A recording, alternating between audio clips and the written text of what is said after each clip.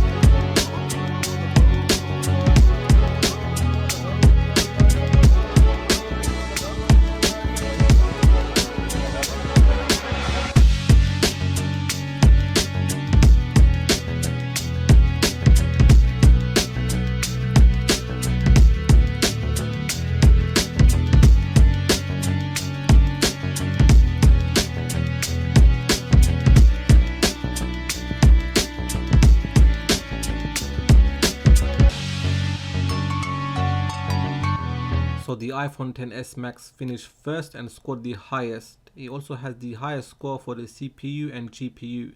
Then it is followed by the Mate 20 Pro, which beats the Mi 8 in all of the categories except for the GPU. So that does it for this comparison video. What did you think? Do let me know in the comment section.